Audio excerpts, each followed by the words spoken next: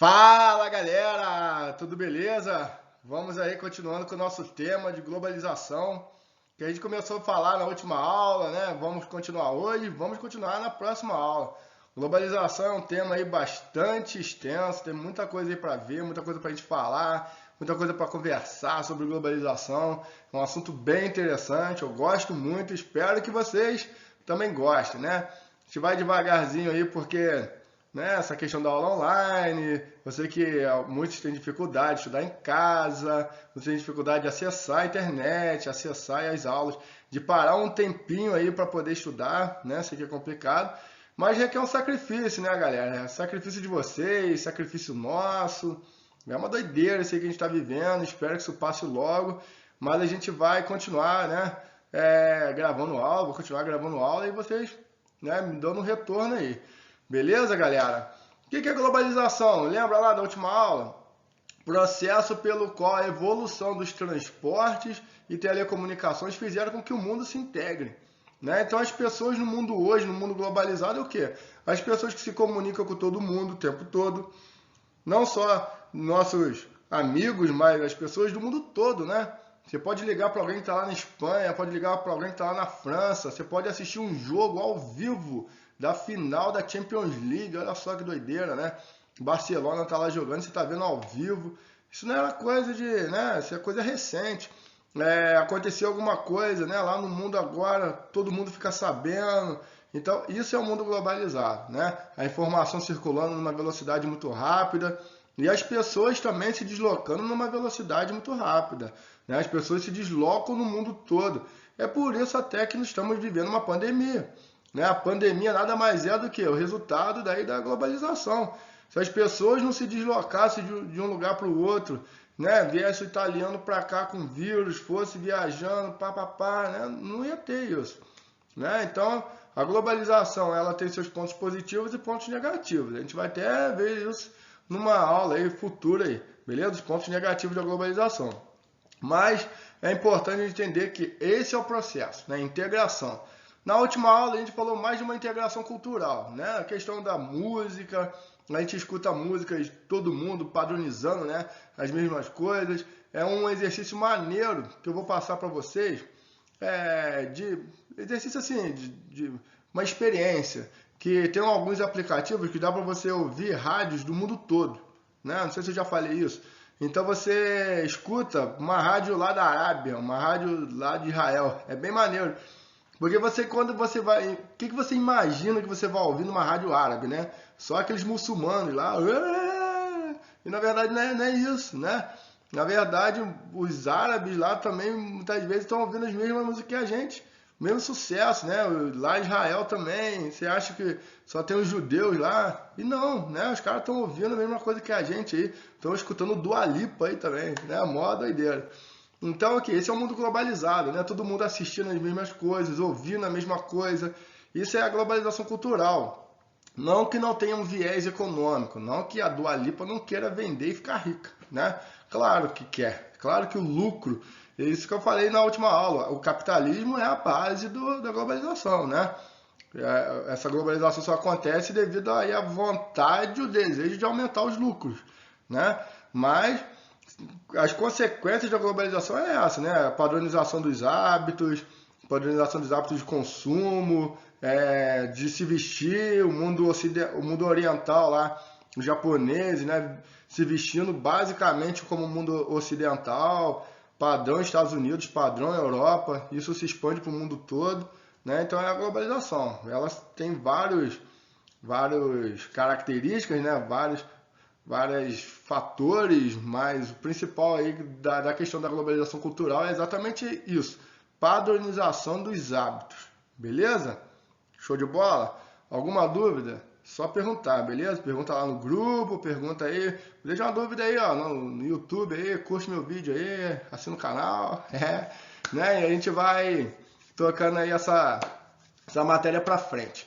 Show de bola, galera? Então, o que a gente vai falar hoje, basicamente? Globalização econômica, um viés mais econômico, né? Não que a cultura não tenha, mas um viés mais na questão do lucro, na questão da integração dos mercados mundiais, A gente vai falar isso daqui a pouco, beleza? O que é a globalização econômica? Processo econômico e social que estabelece a integração entre países e pessoas do mundo todo. Basicamente o que? Né? Devido à globalização, as empresas, países e instituições realizam trocas financeiras e com isso houve um aumento no fluxo de mercadorias. Isso quer dizer que com a globalização, não só as pessoas se deslocam pelo mundo, mas produtos, né? Então, muito provavelmente você está aí na sua casa, onde você quer que você esteja, com algum produto que seja importado. Algum produto que não seja brasileiro. Pode ser um tênis, pode ser o seu celular, pode ser o seu notebook, pode ser uma camisa, alguma coisa, né? A facilidade hoje de comprar produtos importados é muito grande. Você pode comprar na internet, né? Entra num sitezinho aí, vai lá no AliExpress, compra lá da China, né? Ou você pode comprar em outros sites, ou até mesmo na loja, né? A maioria das lojas aqui, você vai comprar algum produto, muitas vezes que não foi produzido aqui no Brasil. Isso é globalização econômica, né? Os produtos circulando no mundo todo, né? Garantindo aí, né, esse fluxo de mercadorias. Produtos brasileiros também vão para fora, tá? O Brasil também tem muitos produtos que é exportado e vai para fora do país. Isso a gente vai ver num outro momento. Interessante a gente entender que a globalização ela vai criar uma interdependência entre os países. O que seria essa interdependência? Os países são dependentes uns dos outros. Então, um mercado depende do outro país depende do outro depende do outro. No mundo globalizado, ninguém vive mais sozinho, né? Ninguém vive mais isolado. Prova disso é a pandemia que eu acabei de falar, né? Começou lá na China, mas o mundo todo está aí, ó, vivendo a mesma coisa. Um país aprendendo com o outro. Aí a globalização é importante porque cada país vai trocando de informação, cada país descobriu lá avançou lá na busca de uma vacina, de um remédio, já passa informação para outro. Isso é muito legal, né, nessa questão da globalização. Mas na questão do mercado, eu quero que vocês entendam essa interdependência. Para isso, eu vou dar um exemplo que vocês vão entender. É o seguinte: imagina que você tem lá sei lá, inventa um nome, a Joana, né? A Joana, ela trabalha numa loja e ela vende roupas, né? Ela vende roupas e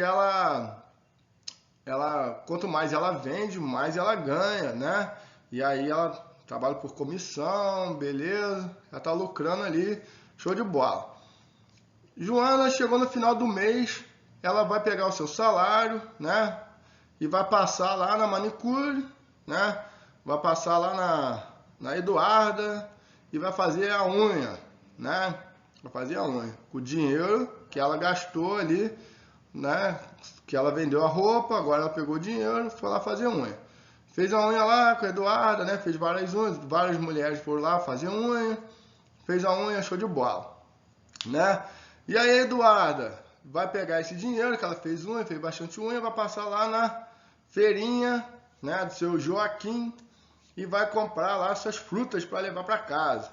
Né? Vai levar suas frutas, vai comprar ali uma maçã, uma banana, né, uma carambola e vai levar para casa. Bom, seu Joaquim, que vendeu muita coisa, vai ter que fazer pedido para quem? Lá para o seu Antônio, que é o agricultor. Seu Antônio, que é o agricultor, vai ter que plantar mais porque o seu Joaquim vendeu bastante fruta. Deu para entender? Olha o mercado girando aí. Agora, chegou uma pandemia de coronavírus e a Joana lá da loja, a loja fechou. A loja fechou, o Ministério Público mandou fechar todas as lojas, a Prefeitura mandou fechar, e aí ela vai ficar em casa sem vender nada, sem vender roupa. E aí ela não vai ter dinheiro para poder fazer unha, né? Então a Joana não vai poder ir lá fazer unha. A Eduarda, não tem ninguém fazendo unha com o Eduardo, porque ninguém tem dinheiro, ninguém está recebendo. Também não vai poder comprar as frutas lá no seu Joaquim. E seu Joaquim também não vai poder pedir o seu Antônio para produzir mais. O que isso gerou? Uma crise né? Uma crise global, criou uma crise aí de todo mundo. Isso começou com quem? Lá com a primeira menina lá com a Joana que fechou a loja, né? Fechou a loja e deu uma crise danada. Isso é um exemplo que acontece no nosso dia a dia, né? A gente está vivendo isso, é uma pandemia que atinge as pessoas, né? Mas isso acontece de forma local na nossa cidade, né? No nosso bairro, e isso acontece também de forma global, beleza? A ideia aqui é global, globalização. Isso quer dizer que os países também acontece entre os países essa circulação aí. Isso quer dizer que o Brasil ele precisa comprar da China, beleza? Mas para ele comprar da China, ele precisa que a Argentina compre o nosso produto para a gente ter dinheiro, para a gente poder comprar o produto da China e a China compra o produto dos Estados Unidos, né? Só para ter uma ideia aqui. Se a Argentina quebra, o Brasil vai quebrar, né? Só Argentina, um X aqui, quebrou a Argentina, o Brasil também não vai ter dinheiro, né? Vai quebrar o Brasil não vai comprar produto da China, a China quebra, a China não tendo dinheiro, quem quebra aqui? Os Estados Unidos. Criou uma crise global, beleza? Isso quer dizer que a globalização econômica ela faz com que os mercados sejam integrados, todo mundo dependente um do outro. Por isso que no mundo globalizado é muito importante você ter mercado, você ter pessoas e cada vez mais o que? Ter pessoas comprando, né? E você cada vez estimular mais o que? O consumo. Quanto mais pessoas comprarem, né, mais esse mercado vai fluir. Por isso que quando há uma crise dessas assim, né, vamos pegar um exemplo só para explicar, né, agora essa questão da pandemia. Por isso que quando teve a pandemia, o que o governo faz? Injeta dinheiro, né? Injeta dinheiro para quê? Para evitar uma crise maior. Se as pessoas vão ficar sem emprego, vão ficar sem trabalhar, ela libera lá um saque emergencial para quê? Para você ter dinheiro para comprar, para manter o mercado ativo. Não é isso? Existem algumas formas também de manter esse mercado global ativo aí, tá? Cada país vai fazer alguma coisa, existem algumas formas de ver isso, né? Depois a gente vai falar o papel dos bancos, o papel de algumas coisas nesse mercado aí. Mas o importante que eu quero que vocês entendam agora é que existe essa interdependência entre os mercados, beleza? E o capitalismo ele vive do lucro, né? Lembrando que a globalização ela é um fenômeno que global, né? Um fenômeno global e um fenômeno que vive o quê? Do capitalismo, beleza? O capitalismo que é o pano de fundo, que precisa de quê? Do lucro. Se não tiver lucro, nada disso funciona. Se alguém quebrar aqui e parar de dar lucro, para a engrenagem de tudo, beleza? Então, não se esqueça que a globalização econômica é fruto do capitalismo. Alguém tem que estar lucrando, beleza? Falando então de capitalismo, vamos começar a falar de uma questão muito importante, né? Que é a questão aqui do neoliberalismo, né? Que é uma das características do capitalismo, né? Na verdade, dessa globalização. O que é o neoliberalismo? Veja bem, defende a liberdade de mercado e restrições à intervenção do Estado na economia. Veja bem que isso aqui é sério, hein? Isso é sério. Isso aqui eu gosto de cobrar muito. Uma característica do capitalismo é neoliberalismo. O que é isso? Ele vai defender a liberdade de mercado. Defende a liberdade. Daqui a pouco eu vou explicar melhor o que é isso. Além dele defender a maior liberdade do mercado, ele vai defender que não exista intervenção do Estado na economia. É totalmente o contrário do que o socialismo faz. Totalmente o contrário. O socialismo ele vivia basicamente de quem regulando tudo? O Estado. O Estado que controlava o preço dos produtos, a quantidade de produção, né? O Estado que defendia tudo num plano lá, né, chamado de economia planificada, daí o nome, o plano, economia planificada, o Estado que defende tudo. Para o capitalismo, é muito interessante que o Estado não interfira em nada. Quem defende capitalismo mesmo, no coração, na alma, defende que o Estado, que o governo, né? Quando eu falo de governo, eu estou falando das pessoas que estão lá agora, né? Se a gente for pensar o governo agora, pensa lá Bolsonaro. Mas Tira, esquece os políticos, esquece o governo. Quando eu falo de Estado, eu estou falando que quem quer que esteja lá, seja o governo que for, não pode interferir na economia. Na verdade, quem defende isso é o capitalismo, né?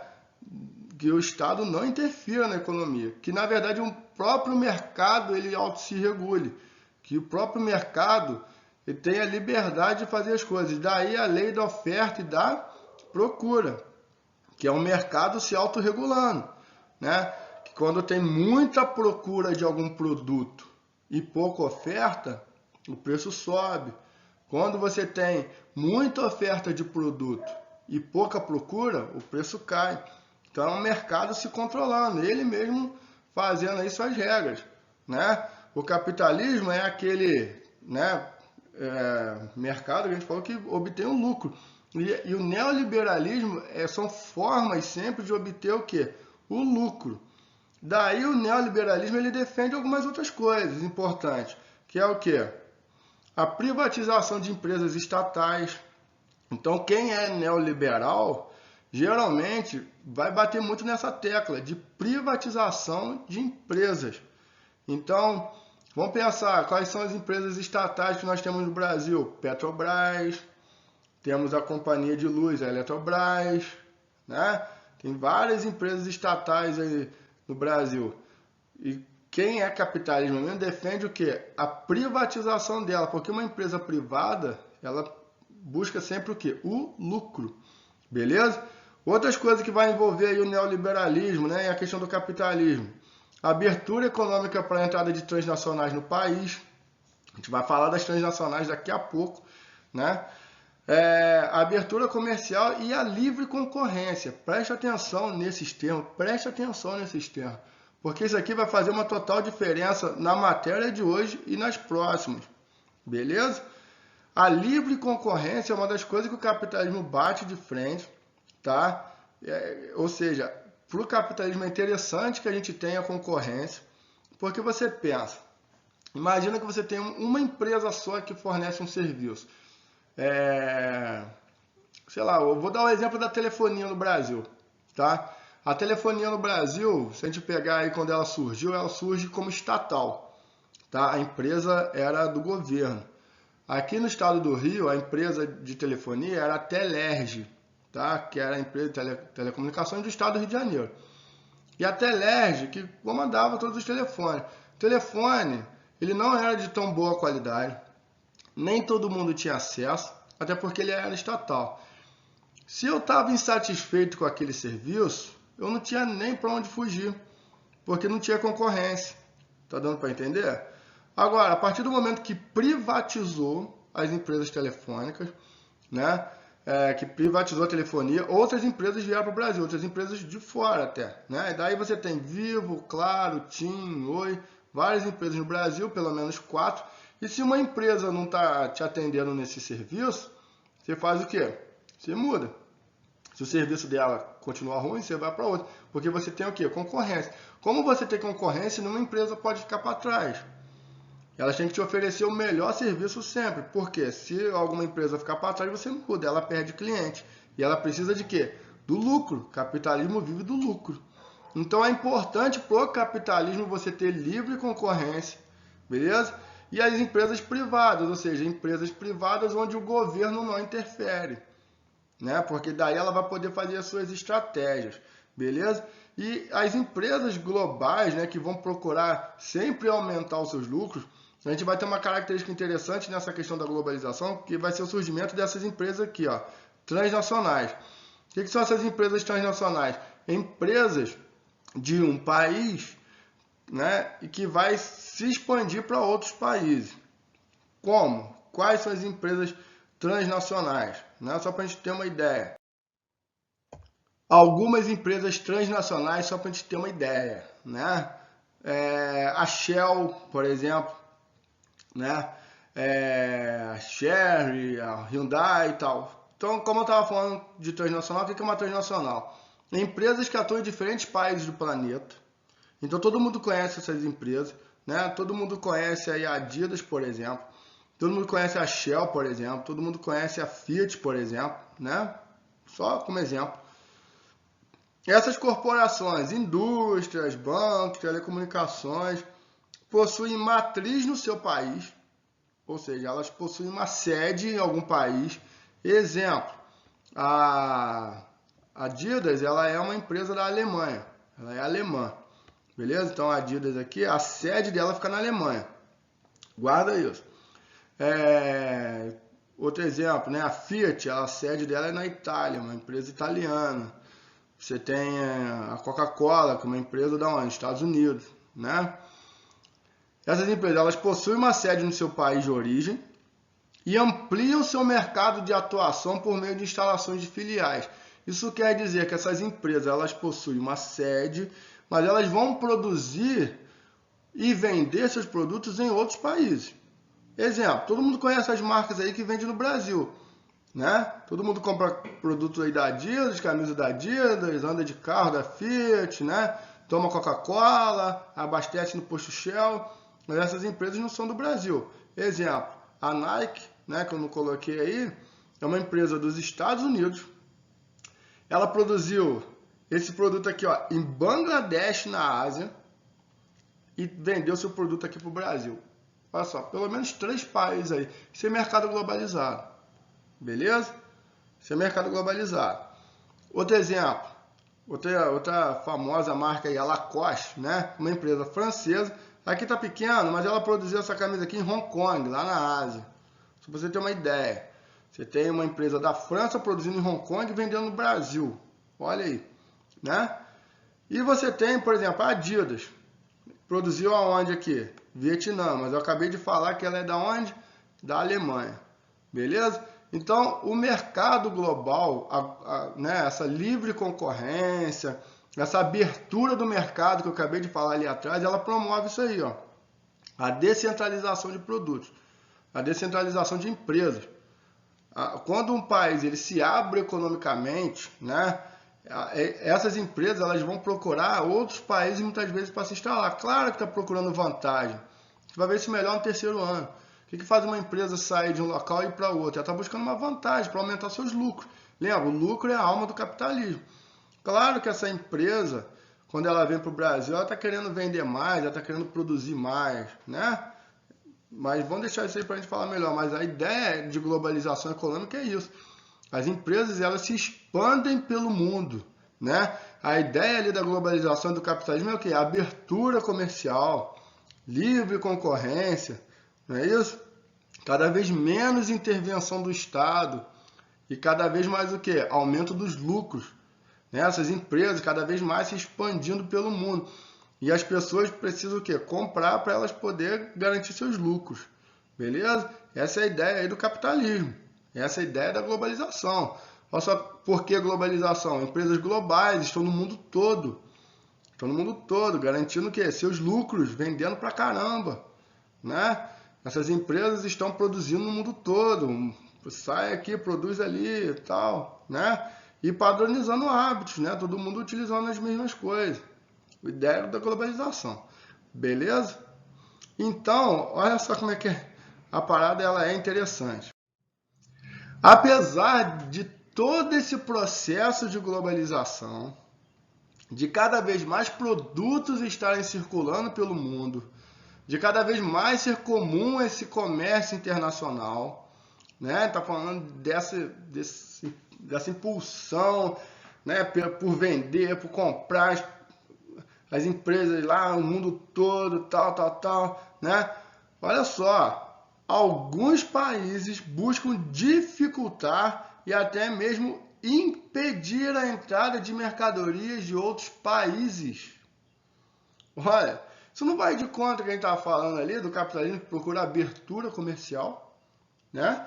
Alguns países eles buscam dificultar e até mesmo impedir a entrada de mercadoria de outros países no seu território, criando o que a gente vai chamar aqui de barreiras conhecidas como protecionismo, medidas protecionistas. Olha que doideira, né? Isso aqui eu acho, pô, é muito maneiro, porque a geografia, né? Essas questões, elas são muito controversas às vezes. Porque a gente está indo num ritmo aqui falando do mundo cada vez mais globalizado, tal, todo mundo consumindo, tendo oportunidade de comprar produtos de outros lugares, né? A gente está aqui no Brasil, mas está andando de carro da Fiat, que é italiana, a gente está comendo um McDonald's, que é produto dos Estados Unidos, bebendo a Coca-Cola, que é dos Estados Unidos, usando uma camisa da Adidas, que é alemã, né? Falando dessa impulsão aí, né? De todo mundo comprando, mas ao mesmo tempo existe um movimento em que alguns países buscam dificultar essa entrada de produtos. E eu vou explicar o porquê, né? A gente vai entender o porquê que alguns países vão buscar impedir que esses produtos entrem nos países. Dificultar é até mesmo impedir, né? Através de medidas que a gente vai chamar de protecionistas, ou protecionismo, né? Que é a grande questão aqui. Beleza? O protecionismo se utiliza de barreiras protecionistas que podem ser necessárias ou inaceitáveis. A gente vai entender os dois pontos de vista, tá? De quem está de fora e quem está dentro do país, de quem impõe a barreira e de quem sofre com a barreira. A gente vai entender os dois lados, tá? Na maioria das vezes, as barreiras elas visam proteger a produção nacional e os empregos de determinado país, beleza? Então, na verdade, quando algum país impõe alguma barreira, né, para que outro país não venha, ele está evitando, a principal função aqui é evitar a concorrência, muitas vezes, tá? Ele está evitando a concorrência daquele produto, e eu vou explicar isso melhor. Principalmente para quê? Para proteger a produção nacional ou os empregos do país. Então você imagina, a gente tem um país que a gente já produz refrigerante, né? Sei lá, um país africano lá que produz um refrigerante, um Guaraná lá, Guaraná não, um refrigerante lá de cola, né? Tipo uma Coca-Cola, mas um refrigerante lá. Que a galera gosta, né? Tal, consome, docinho, gostosinho. E a Coca-Cola chega nesse país. Ninguém conhecia a Coca-Cola, a Coca-Cola chega. O que pode acontecer com essa empresa lá daquele refrigerante local ali? Ela pode quebrar, né? Porque as pessoas muitas vezes elas podem gostar mais da Coca-Cola, elas podem preferir tomar Coca-Cola e elas podem deixar de consumir aquele produto local ali e quebrar aquele produtor interno. Tá dando para entender? Daí, olha só. Daí o governo vai fazer algumas medidas para impedir com que a Coca-Cola entre naquele país e quebre aquele produto. Ou seja, ela está protegendo aquele produtor daquele refrigerantezinho e ao mesmo tempo mantendo o emprego dos trabalhadores da fábrica daquele refrigerante para que a Coca-Cola não quebre. Mas quem que jogou, quem que fez a lei? O governo. O governo. Mas o capitalismo, o neoliberalismo não defende aí a não intervenção do governo na economia? Defende. Mas em alguns casos é o Estado que vai regular algumas situações. Tá dando para entender? Muitas vezes o capitalismo ele defende a não intervenção do Estado, mas muitas vezes a gente vê o Estado bem atuante nessas questões. O Estado indo, atuando e fazendo muitas medidas aí para dificultar essa livre concorrência, né? Não existiu concorrência ali, né? Muitas vezes houve uma medida protecionista. Eu vou explicar o que são, né? Então, essas barreiras elas vão dificultar o comércio entre os países, tá? Então, uma medida protecionista é exatamente para isso, para proteger o mercado interno. Deu para entender? Beleza? Até aí tá tranquilo, né? A gente ainda vai entender como que funcionam essas barreiras. A principal ideia agora é você entender o objetivo dela, né? Você tem um produtorzinho que se vier um produto de fora pode quebrar ele. Então você tem que proteger ele. Proteger como? Impedindo com que esse produto de fora entre. Beleza? Como que a gente vai impedir com que esse produto de fora entre ou dificultar? A gente pode criar barreiras, né? Tarifárias. As barreiras elas podem ser de dois tipos, tarifárias ou não tarifárias. A gente pode criar uma barreira que a gente vai chamar de barreira tarifária. O próprio nome já diz, é criar tarifas de importação, né? São tarifas de importação e taxas diversas, ou seja, taxas de alfândega, né, valoração aduaneira, né? Mas na verdade, né, a própria ideia aqui é você criar um imposto para que aquele produto que venha de fora pague, né? E aí ele possa muitas vezes ficar mais caro do que o produto interno, e aí você preferir o produto interno. E aqui você vai entender algumas coisas interessantes, né? Então a grande ideia aqui é você criar uma barreira. A principal barreira é como? Tarifa. Criou uma taxa. Seu produto para entrar no meu país vai ter que pagar uma taxa. Beleza? Você quer? Você paga essa taxa? Então você entra. Então é dificultar ou impedir. Como? Aqui. Barreira tarifária. Beleza?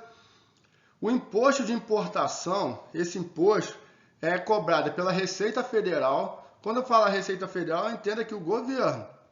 Então, ó, lembra, não é intervenção do governo, mas aqui é o governo que está interferindo.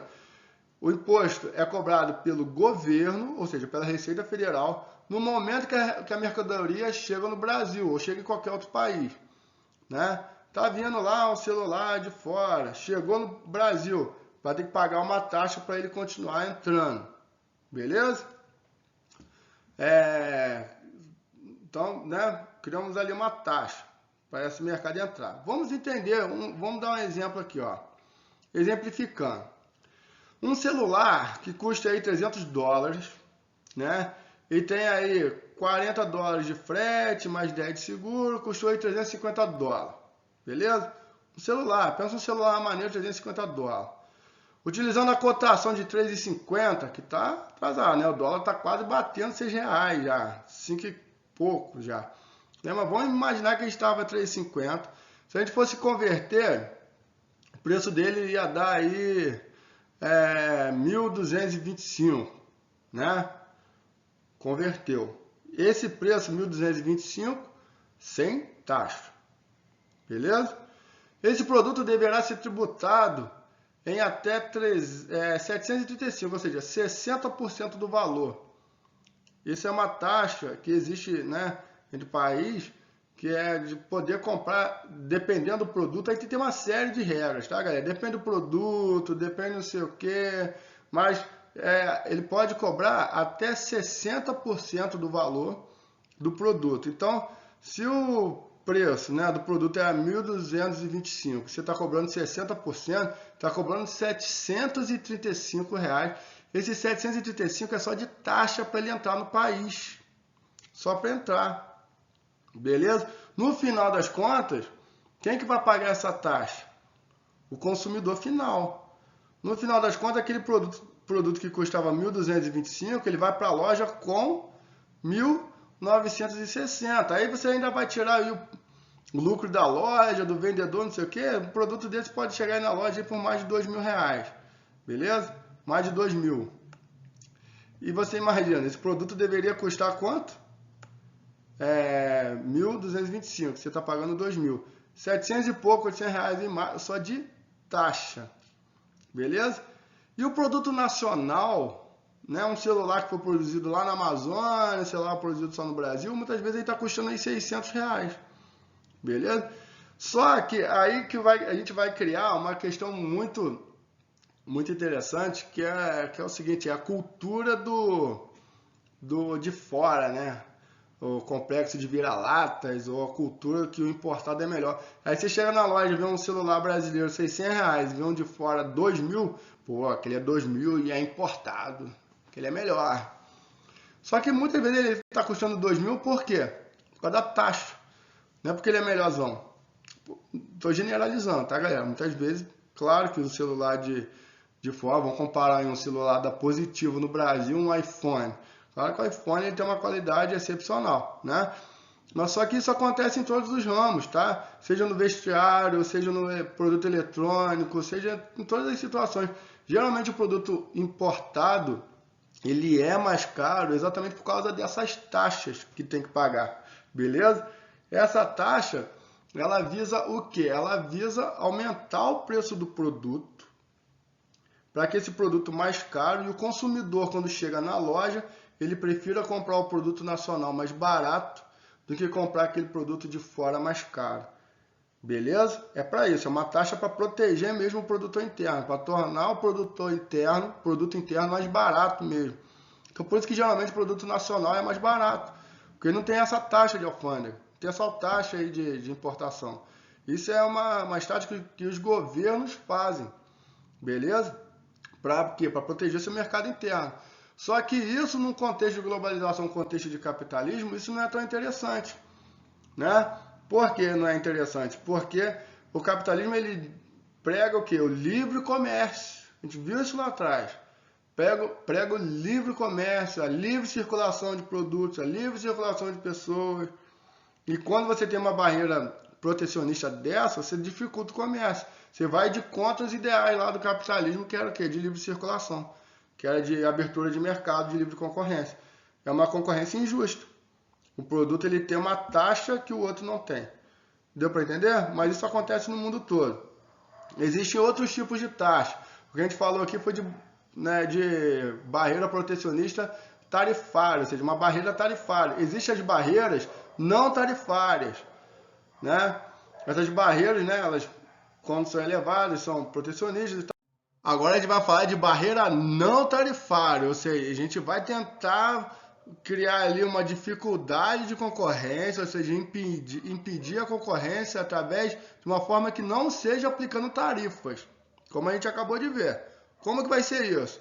Então as barreiras não tarifárias podem ser restringindo o quantitativo de produtos, fazendo uma restrição, então só vai entrar tantos produtos aqui no país, e aí a gente impede uma livre concorrência, né? A gente cria uma barreira com restrições quantitativas de produtos, ou a forma mais comum de uma barreira não tarifária, que é o que mais se ouve falar, né? Isso aqui é importante pra caramba, porque a gente vai voltar a falar disso em outros bimestres mais pra frente, é a questão da prática de subsídio. Grave esse nome, anote isso aí. Subsídio. O que é isso? Contribuição financeira realizada por um governo, olha aí a palavra governo de novo, ou órgão público que confere uma vantagem a um produtor, destinado especificamente à empresa, ao produtor, grupo de empresas ou produções. Veja bem, eu vou explicar. Subsídio é uma ajuda financeira, tá ligado aí a algum tipo de ajuda, eu vou explicar depois como, realizada por um governo, oferecendo vantagem aí a algum produtor, seja de indústria, seja produtor agrícola. Vamos pegar como exemplo aqui um produtor de maçã. Produtor de maçã brasileiro, o cara produz maçã no Brasil, né?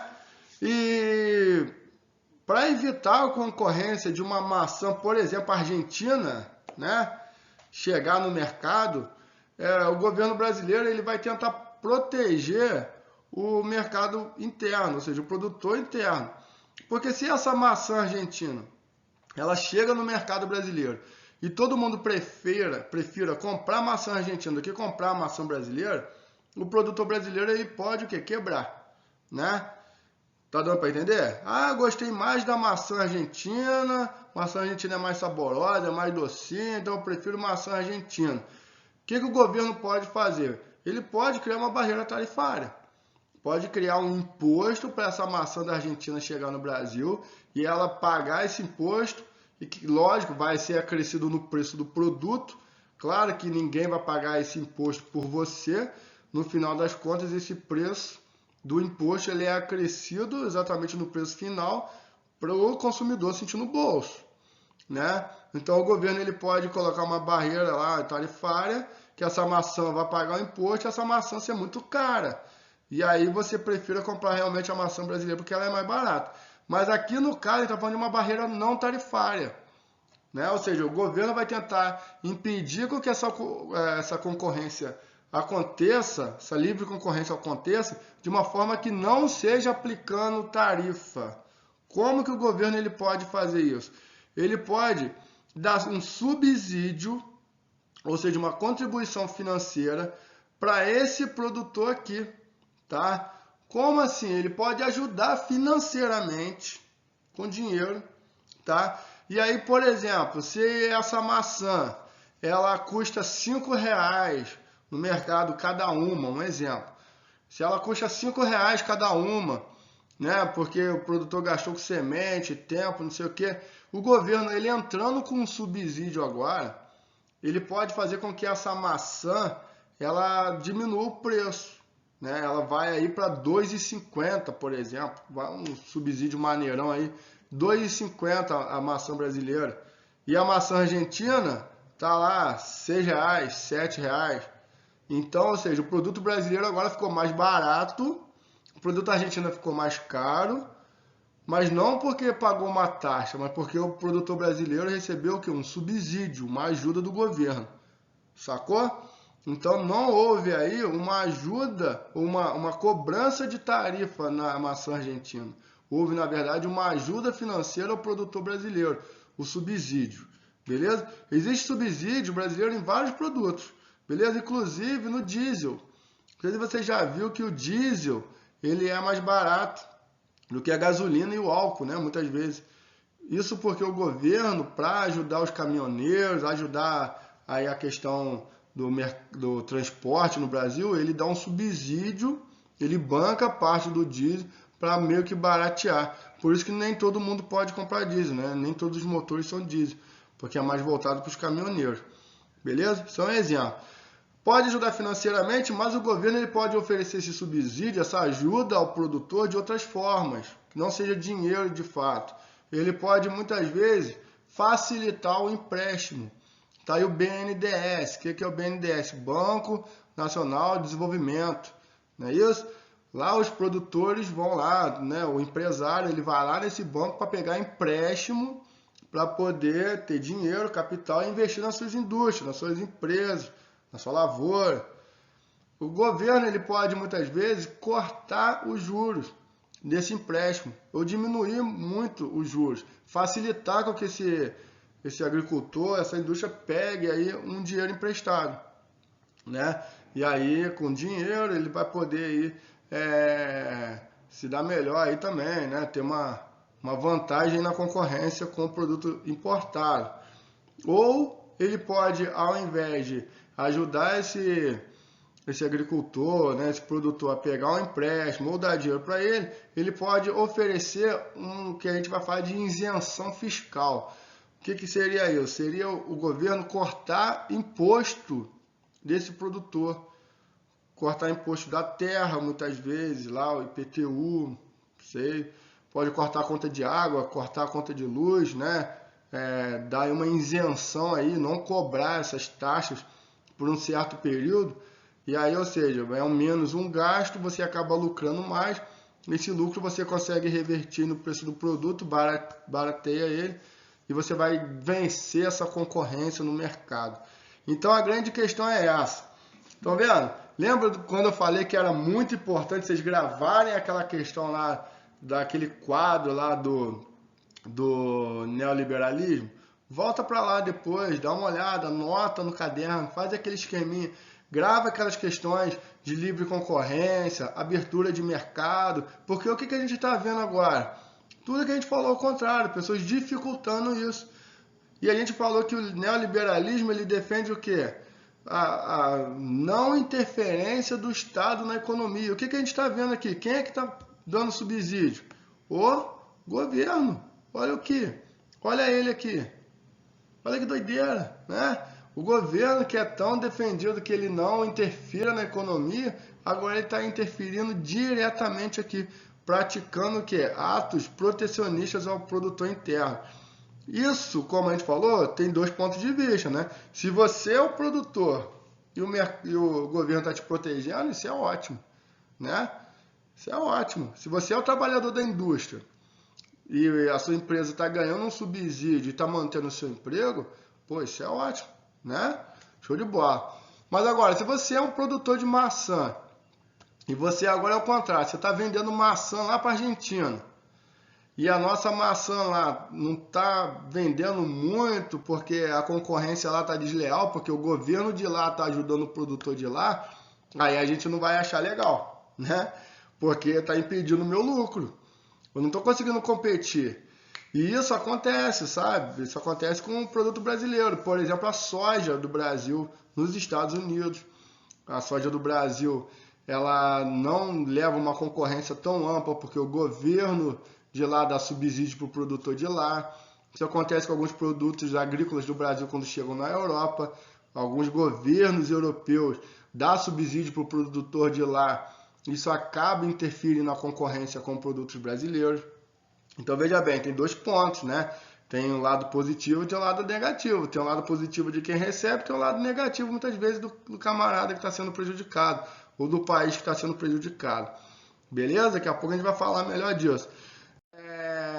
Existe outro tipo de barreira, medida sanitária ou fitossanitária, que é mais, não é uma barreira que é uma questão de proteção muitas vezes do mercado interno.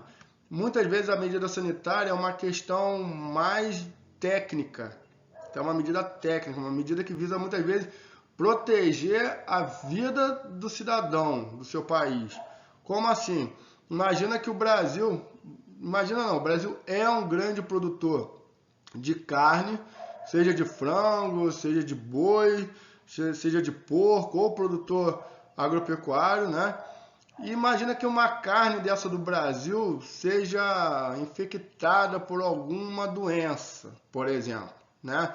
Que o Brasil não esteja cumprindo com as medidas sanitárias necessárias para ter uma carne saudável, né? Então a Europa, por exemplo, ela pode, se ela vê que o Brasil não está cumprindo com certas medidas sanitárias, ela pode romper com a compra, ela pode deixar de comprar.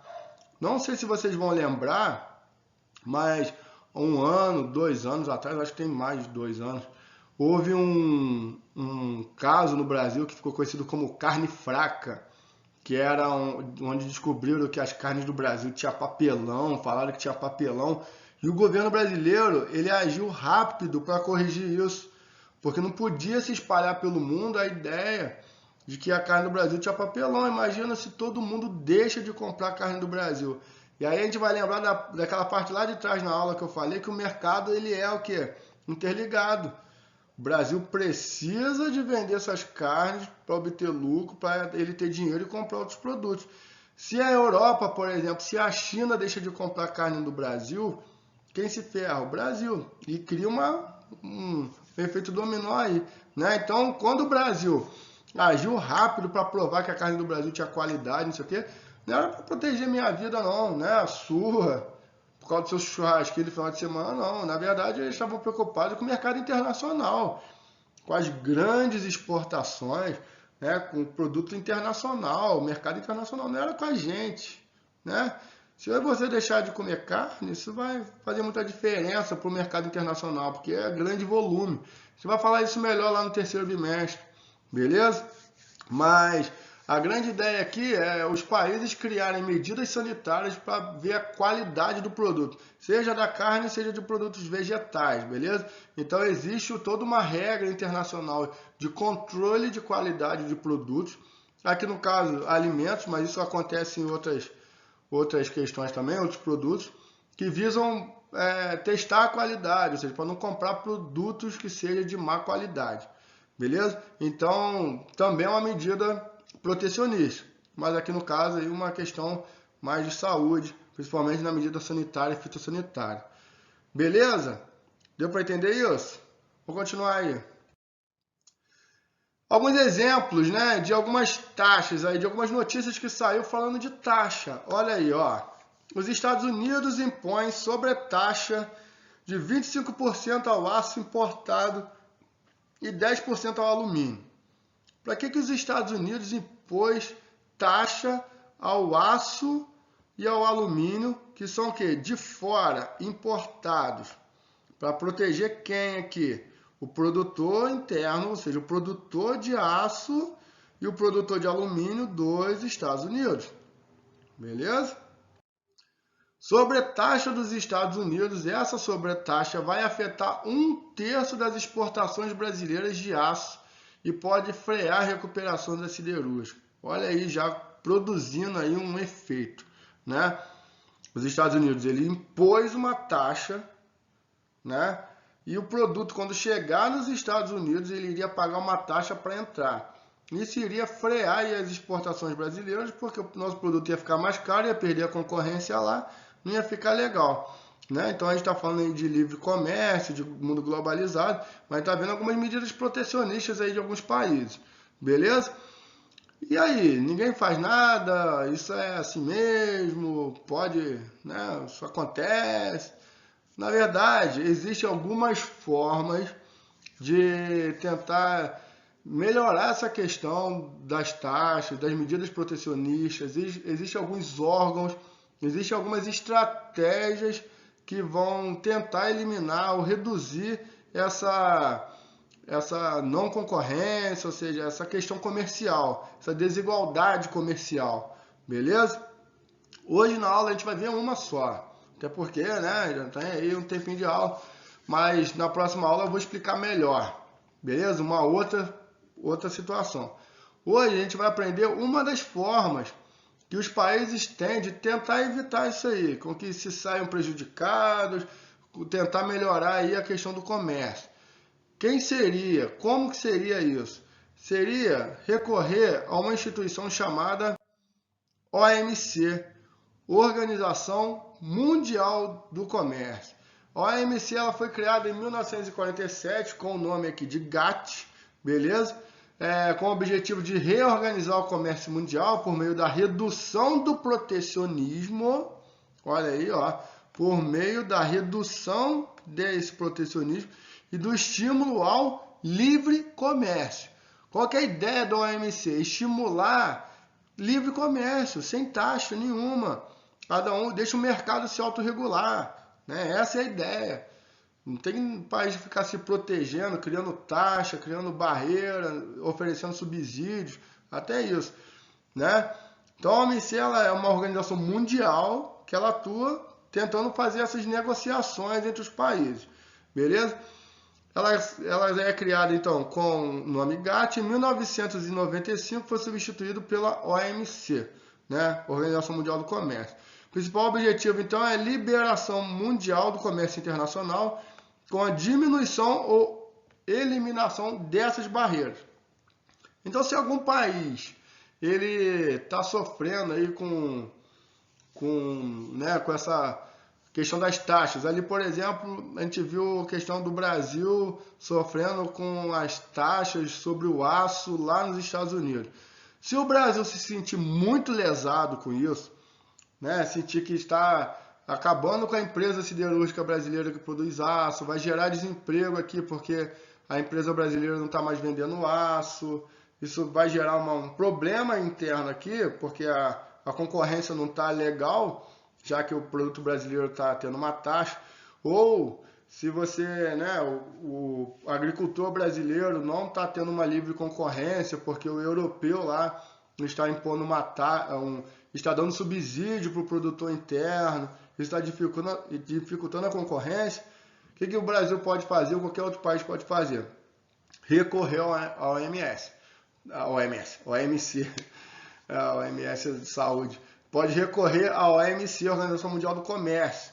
E aí a Organização Mundial do Comércio ele pode interferir nessas negociações, ela pode não mandar, mas elas podem recomendar, dar algumas sanções para alguns países, ela pode interferir nessa questão para que o país elimina ou diminua aquela taxa. Então, é um órgão controlador, apesar de não ser supranacional, né, não ser ali maior que a soberania nacional, mas ela pode fazer algumas recomendações, ela pode intervir aí nessa negociação.